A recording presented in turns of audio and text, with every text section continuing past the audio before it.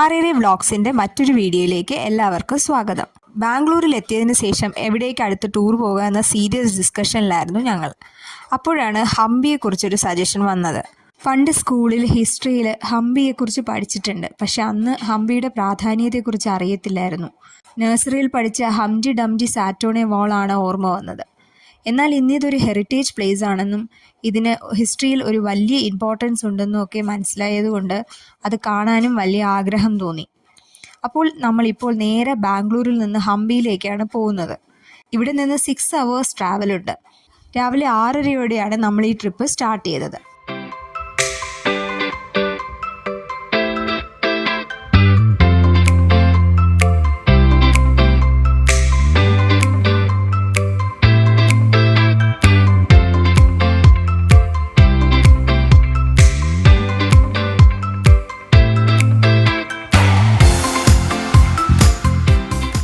Bangalore റോഡ്സിലെ peak traffic hours എന്ന് പറയുന്നത് വൈകുന്നേരം 7 മുതൽ 9 വരെയാണ്. അതുമായിട്ട് കമ്പയർ ചെയ്യുമ്പോൾ രാവിലെ 6:30 ഇപ്പോൾ ചെറിയ ട്രാഫിക്കേ ഉള്ളൂ എന്ന് വേണം പറയാൻ. എന്നാൽ നമ്മുടെ നാട്ടിലെ ഈ സമയത്തെ റോഡിലെ ട്രാഫിക്കുമായിട്ട് കമ്പയർ ചെയ്യുമ്പോൾ അത്യാവശ്യം തിരക്കുണ്ട് താനും.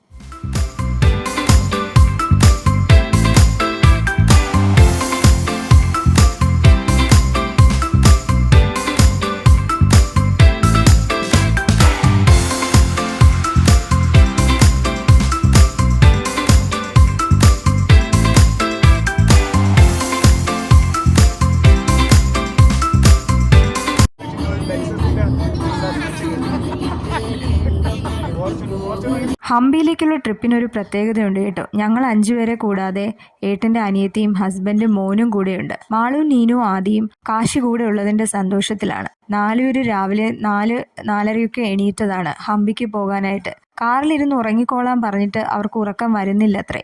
നീനുവും ആദിയും കാശിയും വിചാരിച്ചു വച്ചിരിക്കുന്നത് ഹംപി എന്ന് പറയുന്നത് ഹംറ്റി ഡംറ്റി സാറ്റോണെ വാളിലെ ഏതോ സ്ഥലമാണെന്നാണ്.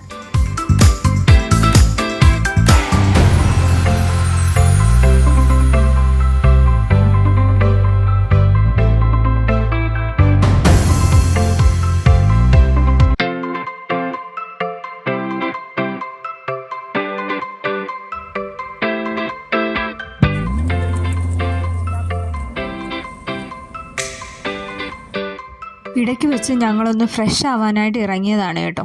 ഒരു 8:30 കൂടി ഇടയ്ക്ക് വെച്ച് കണ്ട ഹോട്ടൽ സായി പാലസ് എന്ന വെജിറ്റേറിയൻ റെസ്റ്റോറൻറ്റിൻ്റെ മുന്നിൽ വണ്ടി നിർത്തി.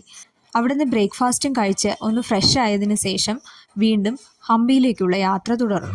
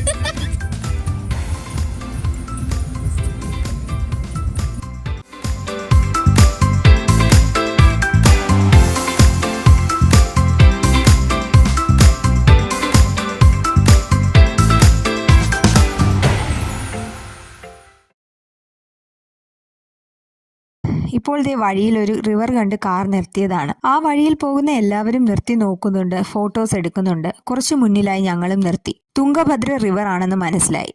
റോഡ് സൈഡ് ആയതുകൊണ്ട് കൂടുതൽ നേരം നിൽക്കാൻ പറ്റില്ല. പ്രത്യേകിച്ച് കുട്ടികളെയും കൊണ്ട് നിൽക്കാൻ പറ്റില്ല. അതിനാൽ കുറച്ചു നേരം നിന്നതിന് ശേഷം ഞങ്ങൾ വീണ്ടും യാത്ര തിരിച്ചു.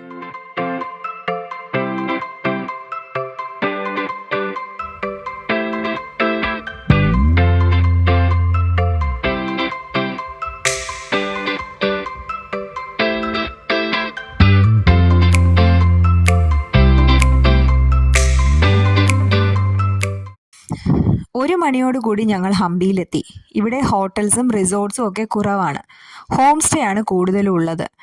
പ്രോപ്പർ ഹംപി എത്തിക്കഴിഞ്ഞാൽ ചെറിയ റോഡും പാറക്കെട്ടുകളുമാണ്.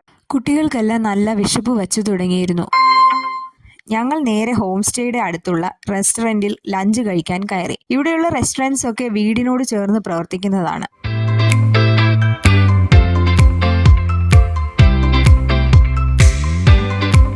ലഞ്ച് കഴിഞ്ഞ ശേഷം റൂമിൽ വന്ന് ഒരു 2 hours റെസ്റ്റ് എടുത്തതിന് ശേഷം ഞങ്ങൾ വൈകുന്നേരം ഒരു 5 മണിയോടുകൂടി വിട്ടല ടെമ്പിൾ കാണാനിറങ്ങി.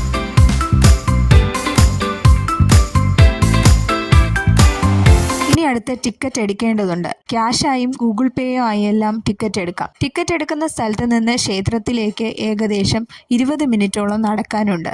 അതിനാൽ ടിക്കറ്റ് എടുക്കുമ്പോൾ തന്നെ അവരുടെ ക്യാബിനും കൂടിയുള്ള ടിക്കറ്റ് എടുക്കാം. എടുത്തു കഴിഞ്ഞാൽ അങ്ങോട്ടും തിരികെയും ആ സർവീസ് ഉപയോഗിക്കാം. പക്ഷെ നല്ല വെയിറ്റിംഗ് വേണ്ടി വരും.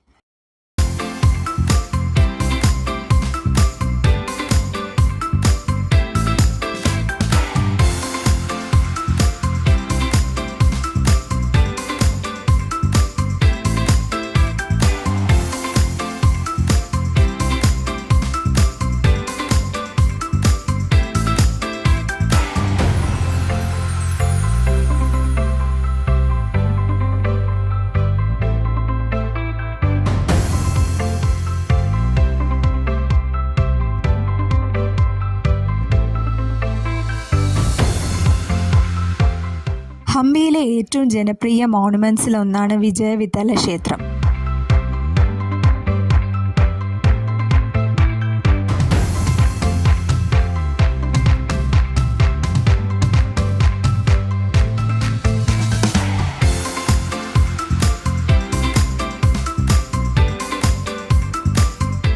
സംഗീതം പൊഴിക്കുന്ന തൂണുകൾ കൊണ്ട് നിർമ്മിച്ച സംഗീത മണ്ഡപവും നമ്മുടെ 50 രൂപ നോട്ടിൽ കാണുന്ന പ്രശസ്തമായ കൽരഥവും ഈ ക്ഷേത്രത്തിൻ്റെ പ്രത്യേകതകളാണ്. 15-ാം നൂറ്റാണ്ടിൽ നിർമ്മിക്കപ്പെട്ട ഈ ക്ഷേത്രം കൃഷ്ണദേവരായ രണ്ടാമൻ്റെ കാലത്താണ് നിർമ്മിക്കപ്പെട്ടിട്ടുള്ളത്. ഈ ക്ഷേത്രം ഭഗവാൻ വിഷ്ണുവിൻ്റെ അവതാരങ്ങളിൽ ഒന്നായ വിത്താലയ്ക്ക് സമർപ്പിക്കപ്പെട്ടിരിക്കുന്നു. സംഗീത മണ്ഡപവും ശിലാരഥവും കൂടാതെ ദേവീക്ഷേത്രം, കല്യാണ മണ്ഡപം ഇങ്ങനെ പലതരം മണ്ഡപങ്ങളും ഇവിടെയുണ്ട്. ക്ഷേത്രത്തിന്റെ പുറത്തായി 4 വശവും കൽപ്പടവുകളും നടുവിൽ ചെറിയ ഒരു മണ്ഡപവുമുള്ള ഒരു കുളമുണ്ട്. ഞങ്ങൾ പോയ സമയത്ത് കുളത്തിൽ വെള്ളമൊന്നും ഇല്ലായിരുന്നു. വിദാല മാർക്കറ്റിന്റെ സമീപത്തായാണ് ഈ ക്ഷേത്രം സ്ഥിതി ചെയ്യുന്നത്. ഞങ്ങൾ സന്ധ്യാസമയത്ത് വന്നതിനാലാവാം അസ്തമയ സൂര്യന്റെ വെളിച്ചത്തിൽ ഈ ക്ഷേത്രവും പരിസരവും ഒക്കെ കാണാൻ നല്ല ഭംഗിയുണ്ടായിരുന്നു. ഹെറിറ്റേജ് പ്ലേസസ് ഒക്കെ കാണാൻ ഇഷ്ടമുള്ളവർ തീർച്ചയായും കണ്ടിരിക്കേണ്ട ഒരു സ്ഥലമാണ് കർണാടകയിലെ ഹംപിയിലെ ഈ വിദാല ക്ഷേത്രം.